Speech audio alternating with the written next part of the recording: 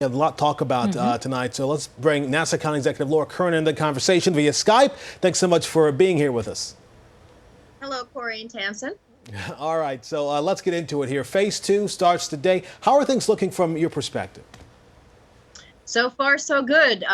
First day of Phase 2 has gone really, really well. We started with our health commissioner getting a haircut, much needed in his mind, haircut at 7:30 this morning.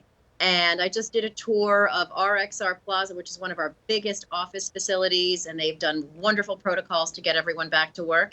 And I'm seeing, as I'm driving around the county, a lot of our restaurants have the outdoor dining ready to go. People are already enjoying their dinner and their drink, and we're definitely ready for this. See a lot of people out there in masks with a haircut is essential, right? Let's talk a little bit about what July 4th looks like, especially as county pools go. Right. So we are going to reopen our county pools on July 3rd so we can get ready for the July 4th holiday. We have 6 pools. 2 of them are at the beach. So we have to await state guidance on that, which we expect to be coming soon. But we're really excited, because we have reduced capacity, we're giving Nassau residents priority. So for now, it is Nassau residents only for the pools. All right, speaking of state guidance, you wrote a letter to Governor Cuomo asking for him to let youth sports get going again, let practices get going again. Why are you so adamant that that has to happen? I think it's really important that kids get back on the fields and start playing again. They've been cooped up for months now inside, and their bodies need it, their minds need it. They have a lot of energy, and it's also good for their social development. So let me ask you this question. We've talked about moving up a lot of things, and there's concern about that, but you have wanted to open up indoor shopping. Talk a little bit about that when we're focused on the economy. So retail, we all know, is part of Phase 2. That's great. And we have a lot of wonderful malls, Roosevelt Field Mall right there, one of the biggest. The outside stores, if they have outside entrances, those can be open, but the inside ones cannot. Inside those malls, thousands of people are employed. These malls are real economic anchors for our economy.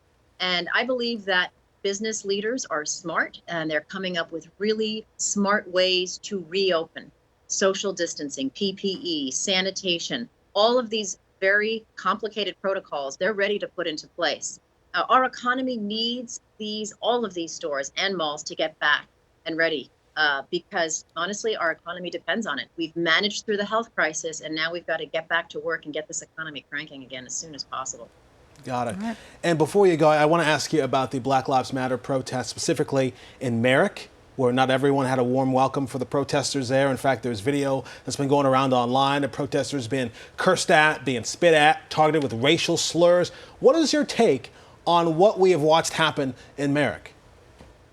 Sure. So we've had scores, well over 40 peaceful protests here in Nassau County. And our police are very good at de-escalating and diffusing tensions. And there was a night, this was about a week ago, where there was a counter protest group, and our cops were on the scene. They diffused the situation, cooler heads prevailed, and there were no arrests that night. So you don't think that what people are seeing around the country as they watch these videos going over Twitter, you don't feel like that's representative?